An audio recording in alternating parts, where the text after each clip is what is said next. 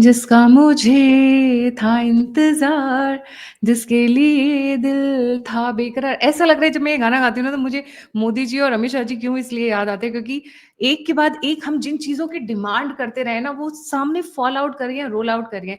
एक तरफ पाकिस्तान का न्यूक्लियर बॉम्ब जिसको उन्होंने छोटे-छोटे आलू बना दिए हैं, जो फूट रहे हैं खुद वहीं उन्हीं को तबाह कर रहे हैं, चाहे वो कैराना हिल्स की बात करें, सरगोडा की बात करें, नूर खान की बात करें या फिर बलूचिस्तान की बात करें। आज बलूचिस्तान में बवाल मचा हुआ है। उधर टीटीपी ने भी इनको अच्छे से निपटाना शुरू कर दिया है। खैर उस पे बाद में शो करेंगे। पहले अपने अंदर आ जाते हैं। पाक में जैसे ही पहलगाम हुआ और पहलगाम को लेकर उसकी इंक्वायरी, इम्पार्शियल इंक्वायरी के लिए जम्मू एंड कश्मीर की एक बड़ी अवेयर युवा लॉयर पहुंच गए थे जिनका एनएसयूआई के साथ कनेक्शन था। जुडिशरी को लेकर हम लोग इतने परेशान रहे हैं बिकॉज जब नहीं चाहिए होता था जुडिशरी तभी टांग अड़ाती थी। खैर हर वक्त धमकी ये मिल जाती थी कि भाई contempt of court, contempt of court, contempt of court का धमकी मिलके लोगों का मुंह बंद कर दिया जाता था। पर डर से इतना भी ना डराओ कि डर का डर खत्म हो जाए। जस्टिस वर्मा के बाद एक पेंडोरास बॉक्स खुल गया जिसको बोलते हो कैन ऑफ वर्म्स खुल गया और सब लोगों ने खुलकर बोलना शुरू किया। जुडिशरी भी उस पर मुंह छुपाती फिरी और जिस तरीके से चेन ऑफ इवेंट्स हुआ, जो सीक्वेंस ऑफ इवेंट्स हुआ, अब इसमें एक बहुत बड़ी खुशखबरी आ रही है। अभी रिसेंटली सीजीआई गवाही ने कहा if someone hurts the dignity of the court in social media there is no compromise must be dealt with iron hand. Courts earn dignity by delivering justice not threatening critics. लोगों को ये तो समझ में आया कि सोशल मीडिया को डरा रहे हैं बट ये समझ में नहीं आया कि सीजीआई ने डबल गेम खेल दी है। जी, इस वक्त बात हो रही है जस्टिस वर्मा की जो जज बनाकर भेज दिए गए हाई कोर्ट के अंदर। उनकी इम्पीचमेंट की बात चल रही है। जी, आज तक भारत के इतिहास में सिर्फ 6 बार स्टार्ट हुआ है, इम्पीच नहीं हुआ है। 6 बार इम्पीचमेंट की प्रोसीडिंग स्टार्ट की गई हैं। Justice V Ramaswami, Soumitra Sen, SK Gangai, इन तीनों की इम्पीचमेंट की बात हुई थी। इम्पीचमेंट एक बिफोर आई कम टू की जस्टिस वर्मा वाला कि उनकी इम्पीचमेंट की बात की प्रोसेस कहाँ तक पहुंची हुई है। अ, एक बहुत टफ प्रोसेस है। टफ प्रोसेस ये क्योंकि जुडिशरी को एक अभिन्न अंग माना जाता है। द 3 पिलर्स ऑफ डेमोक्रेसी जो कॉन्स्टिट्यूशन में बहुत वेल आर्टिकुलेटेड है, वेल डिफाइंड है। उनकी इंडिपेंडेंस मेंटेन करने के लिए कि कभी पार्लियामेंट में कब हमारे पास ऐसी ऐसी सरकारें आई हैं जो पाकिस्तान के साथ हाथ मिलाकर बैठी होती थी, पाकिस्तान से फेक करेंसी मंगाई जाती थी, तो उन चीजों को ध्यान में रखते हुए our makers of the constitution वो वेरी वेरी फॉर साइटेड, बहुत दूरदृष्टि रखते थे। उन्होंने जजेस की इम्पीचमेंट को बहुत ही डिफिकल्ट बना रखा था कि आसान नहीं है कि आपका मन किया आप किसी जज से गुस्सा है। नहीं तो इंदिरा गांधी का बस चलता तो वो कम से कम 50-60 जजेस को इम्पीच कर देती जो उसके फेवर के नहीं थे। इफ यू रिमेंबर 1971 इमरजेंसी के बाद में एक भेड़ बकरियों की तरह उन्होंने ट्रांसफर किया था। That is what gave birth to collegium system. उससे पहले कोलिजियम सिस्टम नहीं था। तो सेविंग योर ओन किन जिसको बोलते हैं ना, अपनों को बचाना प्रोफेशनल दायरे में, वहीं से कोलिजियम की का शुरुआत हुआ था, वहीं बीज पड़ा था। खैर, coming to the current topic, थोड़ा सा मैं बताना चाहूंगी कि इम्पीचमेंट होता कैसे है। आर्टिकल 125 4 clause 5 clause article 217 218 जजेस इंक्वायरी एक्ट 1968। ये कुछ ऐसे कॉन्स्टिट्यूशनल और लीगल फ्रेमवर्क हैं जो आपको पावर देते हैं, आपको प्रोसेसिंग पावर्स भी देते हैं कि कैसे किया जाएगा, वो पूरा डिफाइन करते हैं। ग्राउंड्स ऑफ इम्पीचमेंट यहाँ पर दो हैं। एक तो प्रूफ मिसबिहेवियर जिसको डिफाइन नहीं किया गया है कॉन्स्टिट्यूशन में, and incapacity, inability to perform judicial duties due to physical और मेंटल इन्फॉर्मिटी। अब इन दोनों चीजों की डेफिनेशन बहुत अच्छे से इलाबोरेट नहीं की है और वहां पर बहुत बड़ा एक लूप होल है। प्रोसेस ये होता है कि 100 लोग, 100 MPs from Rajya Sabha, Lok Sabha sorry, और 50 MPs फ्रॉम राज्यसभा। ये जो 100 लोकसभा एमपीज हैं ये एक रिटर्न रिक्वेस्ट देते हैं स्पीकर को, और जो 50 मेंबर्स हैं राज्यसभा के वो एक रिटर्न रिक्वेस्ट देते हैं राज्यसभा के चेयरमैन को। फिर एक कमेटी बनती है, एक सुप्रीम कोर्ट जज, एक हाई कोर्ट जज और एक एमिनेंट जूरिस्ट जो कि आर्टिकल्स वगैरह लिखते हैं, पॉलिटिकल और सॉरी कॉन्स्टिट्यूशनल एक्सपर्ट्स होते हैं but not, they are not part of the judiciary. Jurist होते हैं जो you understand, expert in constitutional matters, judicial matters, journalist of that category. जब ये कमिटी रिपोर्ट सबमिट करती है और उसमें समझ में आता है कि क्या ये सही था, तो वो पार्लियामेंट के पास जाता है। ये कमिटी रिपोर्ट सबमिट करती है, वो पार्लियामेंट के पास जाता है और पार्लियामेंट में मेजॉरिटी यहाँ पर सबसे बड़ा ट्रिक है। अभी तक का प्रोसेस बहुत आसान है, कोई भी पॉलिटिकल पार्टी कर सकती है, बहुत आसानी से कर सकती है। बट इसके बाद जो प्रोसेस है वो आता है सबसे difficult process, that is parliamentary approval. Each house, मतलब हर हाउस में मेजॉरिटी से पास होना चाहिए ये जो सबमिट की गई है रिपोर्ट, और 2/3 of the total majority. Suppose 300 लोग हैं, मैं सिंप्लीफाई कर रही हूँ, तो 200 लोगों का मंजूरी उसके लिए चाहिए ही चाहिए, प्रेजेंट एंड वोटिंग, मतलब जो प्रेजेंट है।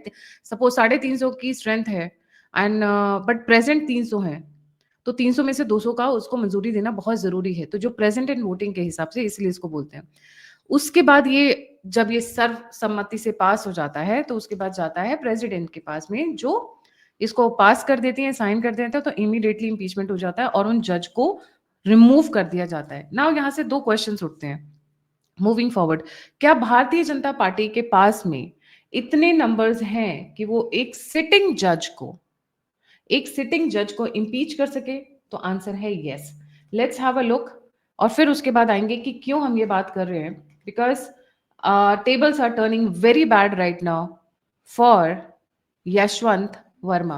अगर मैं लोकसभा की बात करूं तो बीजेपी के पास 240 है, पर एनडीए की कोalition के पास 293 है, विच इज 272 इनको नंबर चाहिए, विच इज मेजोरिटी हो गया, तो yes, Lok Sabha sorted out. Rajya Sabha की बात करें तो इनके पास नंबर नहीं है, 123 है, पर एआईएडीएमके और इनके बाकी कैंडिडेट्स को मिलाकर, बाकी एमपीज को मिलाकर 123 टू 131 आता है। 123 की रिक्वायरमेंट है, तो यस, यहां पर भी हो जाता है, तो they have enough numbers to impeach. अब ये बात आई कहां से? बात इसलिए आई क्योंकि जज वर्मा बहुत हवा में उड़ रहे थे, ज्यादा ही हवा में उड़ रहे थे।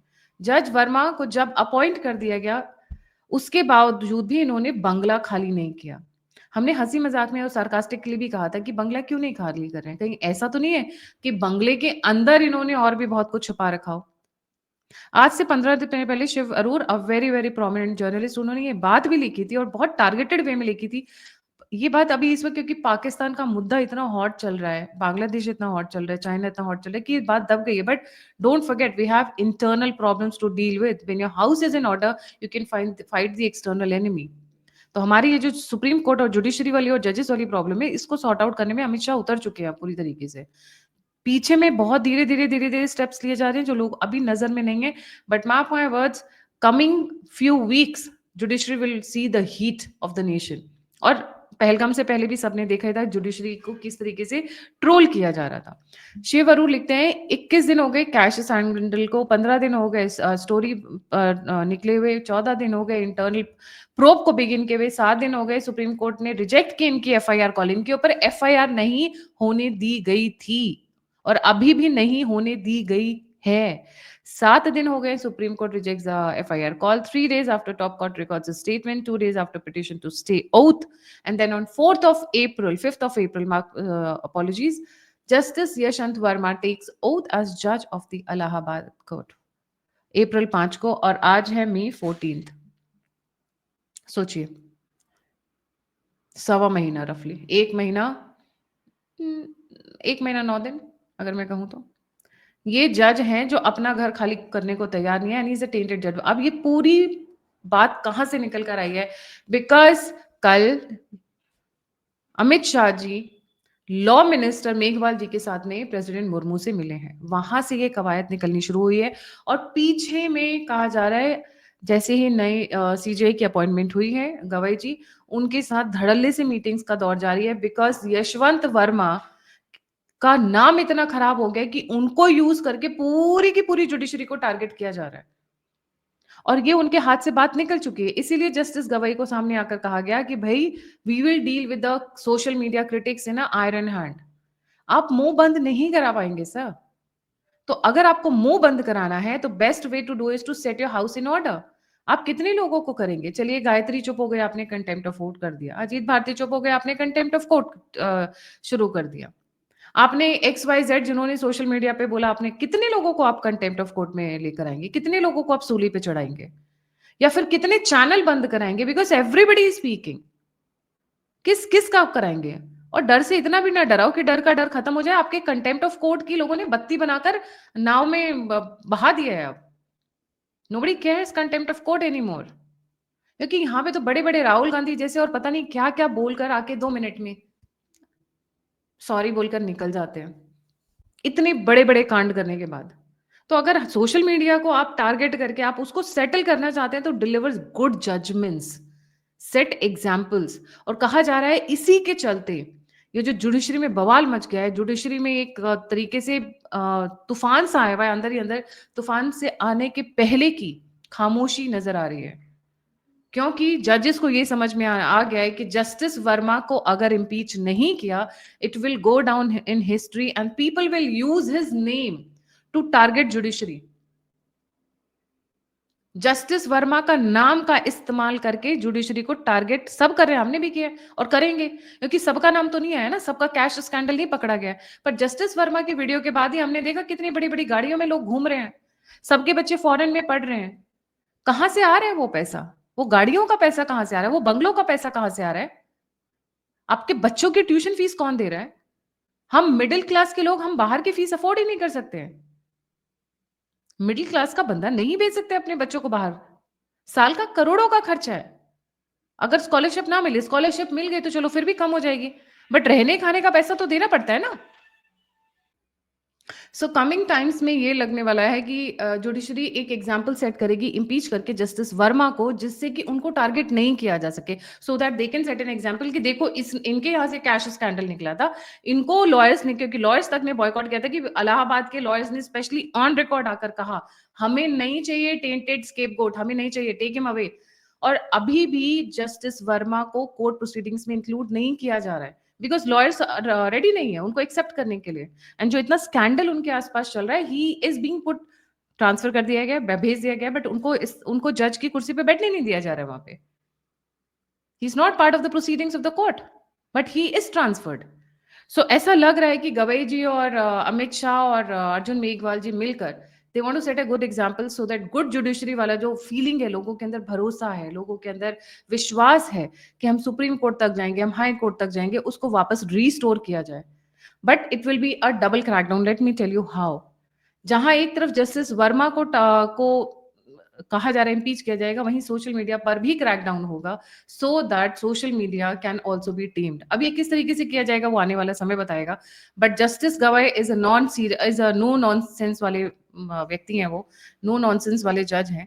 बट आगे क्या गेम खेलेंगे वो तो उनके उनके एक्शंस के बाद ही पता चलेगा। But let's wait and watch, let's hope कि जुडिशरी एक जस्टिस वर्मा का एग्जाम्पल सेट करे कि आगे जजेस भी थोड़ा संभल कर चलें। It is not an easy job being a जज, वी अंडरस्टैंड दैट।